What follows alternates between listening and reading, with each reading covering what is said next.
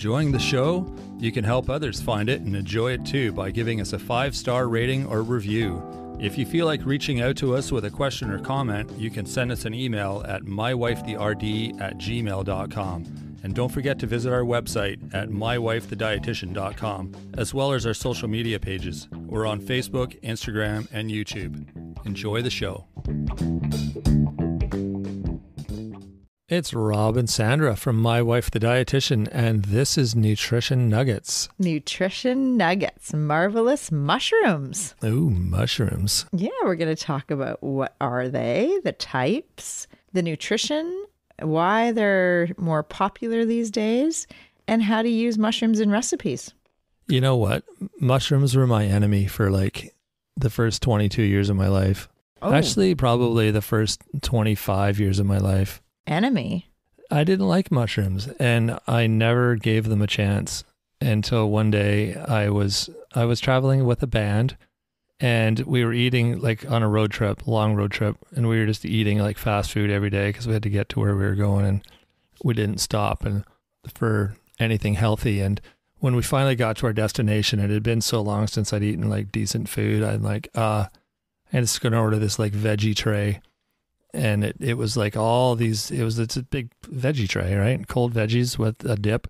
And there was raw mushrooms on there, which is the ultimate form of nastiness when you don't like mushrooms. I think by then I was eating maybe like cooked mushrooms on pizza. Yeah. But raw mushrooms were still like, no. And I ate them. I'm like, you know what? I'm gonna turn over a new leaf. This is something different for me. I'm new like fungus. Breaking out of my own here. I'm gonna eat mushrooms, and you know what? They were kind of okay. I started eating mushrooms after that. That's the moral of the story. Oh, you mean raw mushrooms? It was my turning point. All mushrooms, and now I love mushrooms. Not so much the raw ones. I eat them, but cooked mushrooms, I put mushrooms in everything. I love them. Mm-hmm. I love, yeah. Yeah, I love it because a lot of meat dishes actually, the smell that you smell when it's cooking isn't just the meat. It's actually the combination of the onions, garlic, and mushrooms in the pan cooking. And you know what's funny is all the things I didn't like about mushrooms, like the feel of them, they're kind of like slimy, slippery, like when they're cooked, and the taste, rubbery, and maybe. Yeah, everything. That's all the things I love about them now. So when we talk about picky eaters, which we've done before, we always say, you know, like just because someone's a picky eater doesn't mean they can't change. So I am proof. That's true. That's true. Oh yeah, that's so true. I think we actually used that example in the picky eaters episode. No, it's not the first time I've told that story. So anyway, we're going to talk all about mushrooms today, and you have a list of things to tell people, I'm sure. Well, okay, what are they? They're a non-flowering plant that produce large fruiting bodies. So they're large, fleshy fungi. And you know, they've existed for millions of years. And they don't have a leaf or anything when they grow, right? They just grow. They're just like like you see them in the forest. Yeah, that's kind of the same. Exactly. And they've existed for millions of years on the earth, like millions of years. Oh, that's amazing. So we actually should have talked about them before this. Yeah, we should have started our podcast with mushrooms way back in the day.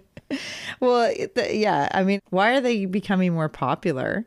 I'm kind of jumping ahead, but I think it's because they're plant-based. I mean, now you get portobello mushrooms instead of burgers. So for vegetarians or vegans, they can get a portobello mushroom, and it's so big. It's like, they're so good. Oh, they're so good. When they're done properly, they're just amazing. Yeah, they're like meaty. The texture, like of them, but they're like soft and they're so good. Yeah, and then if you barbecue them with like, you brush some olive oil and put some nice herbs and spices.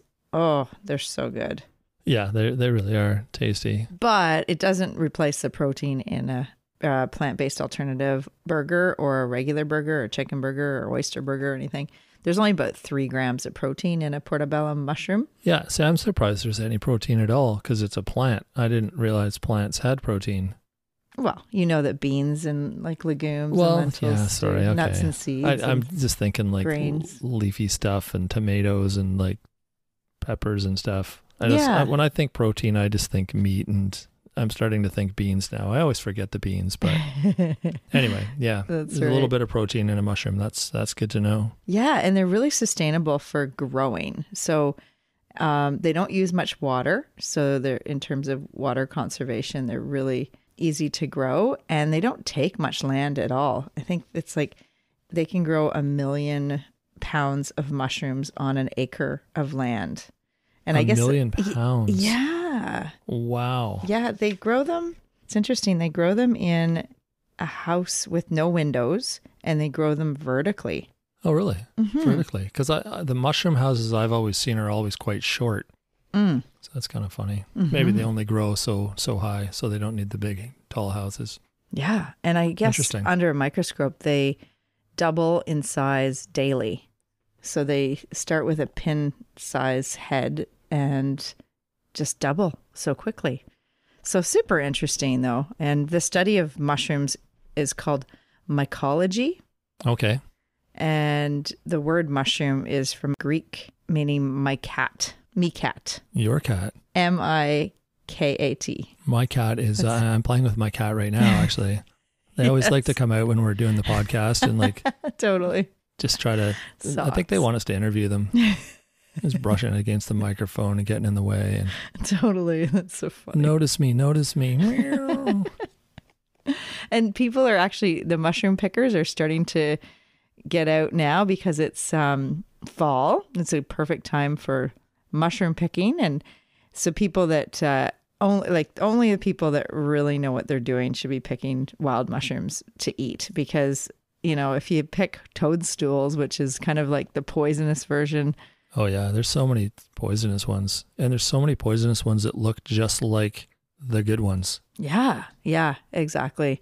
I know. So, I mean, identifying them, I guess there's categories with like the shape, the texture, and the gills. And so there's ways to figure out what you're looking at and what mushrooms are edible and safe and what are toxic and poisonous. Mm-hmm. But it's, really, really dangerous to eat poisonous mushrooms. Well, yeah, obviously. Chanterelles, that's what we find around here, right? Chanterelles are one of the Pacific Northwest. This is like a rainforest mushroom, and they're so good. Oh, yeah. And oyster mushrooms. Some of the exotic mushrooms are, as you said, the chanterelles, the oyster, the trumpet, and clamshell. Okay, yeah. And then the ones in the store, like crimini and portobello, the little white button. Yeah. And just your regular little mushrooms and stuff. Yeah. And then there's the reishi, turkey tail, shaga. I'm not really familiar with the other. I guess maybe if we went to a specialty store I bet like in a Chinese market, like in a Chinatown, one of those kind of produce stores, you'd probably get like a ton of different varieties, or just like some sort of ethnic kind of market, Yeah. There's like lion's mane, and and partly because they sometimes dry them and then they're used as supplements, and maybe coffee now. A lot of people drink mushroom coffee. So that's another reason that it's popular. Interesting. Yeah, I think you're right with what you said about like the vegan, vegetarian options on menus. There's a lot of mushroom-based things, and it's giving people like myself back in the day the opportunity to try mushrooms in a different way maybe, or, it's like, oh yeah, I guess I'll try that. And then you like it. Yeah, absolutely. It's definitely, I mean, they're starting to make different plant-based meat alternatives, and actually meat. They're blending the patties with mushrooms. So it's like part mushroom, part beef. So that it's a little bit, less of the beef and more of the mushroom. Mm-hmm. And because they have that taste and texture that works. They're actually pretty tasty. Yummy. Yeah. But nutrition, they're really awesome. I mean, that is the only vegetable in the produce section that has vitamin D. Really? And when they expose mushrooms to UV, they actually increases their vitamin D content. No way. Just like a human skin. Interesting. Yeah. but they're grown indoors. And then they expose them to UV and they get all high in vitamin D. And I think this is the way of the future. a process. That's really interesting. I know. I think they're going to do that more often just because people are seeking plant-based vitamin D options. So it's a vitamin D2. And yeah, I mean, it gives you some vitamin D. So interesting. Wow. That's another good reason to have mushrooms. And they have the anti-cancer properties and the immune enhancing effects. And they have some fiber and lots of B vitamins. They have the phytonutrients. So that's why they're the anti-cancer. Yeah, that's amazing. Yeah. Yeah. And then the polysaccharides is the big reason that they have some of those medicinal properties. Right, right. They're naturally low in calories. They have no cholesterol because they come from a plant.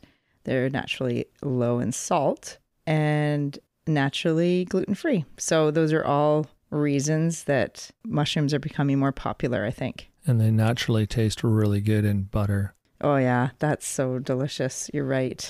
Just a big pan full of mushrooms all done up with butter and salt and pepper.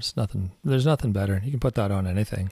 Oh, yeah. It's a great way to start any stir fry is like... I often do. That's usually my first thing because mushrooms take a little bit longer to cook and sort of break down, and you cook them on a bit higher heat just to kind of like get them down to that state and then throw your other stuff in. But yeah, I often put them in a lot of things that I make. Yeah, they're so delicious. That and just as a base for any stir fry, or you can use fresh mushrooms in like a spinach salad or a portobello mushroom as that burger that we mentioned. So there's lots of ways to use mushrooms in your cooking, and they come in fresh, or you can get the dehydrated. We got that bag of dehydrated mushrooms that you can put into soups and stews. Do they have different properties, nutritional properties, depending on how they're cooked? Like some vegetables do? Like they're probably going to be best fresh, maybe. Well, I don't know, actually. You're the one who should know. What do you think? Well, I know the supplements, like the kind that mushroom coffee, it's dried. So it's mushrooms that are dried, and then it's a powder that you add.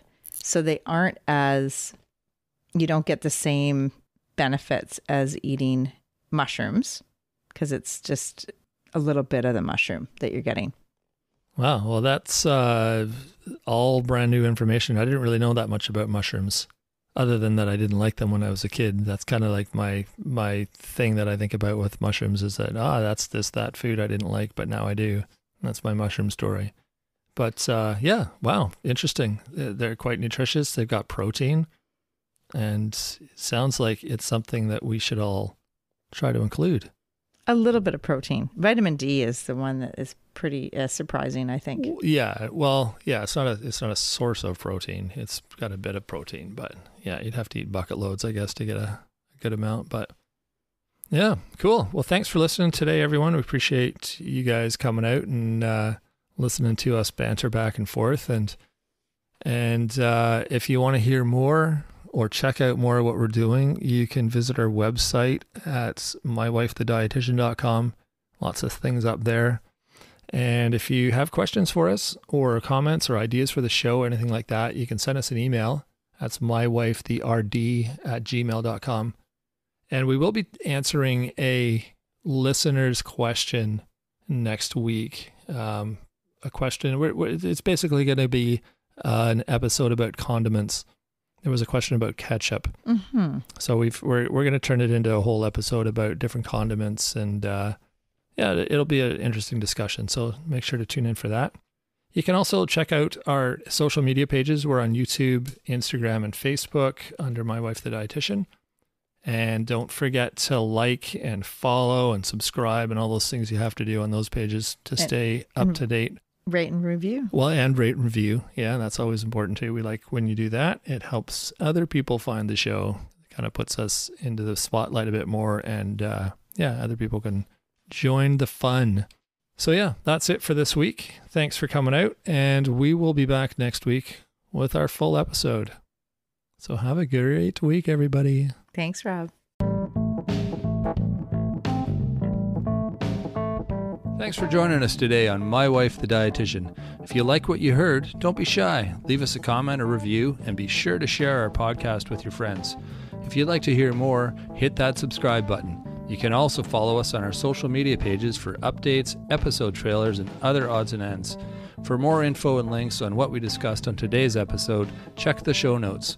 We'll be back next week with another informative and fun-filled episode.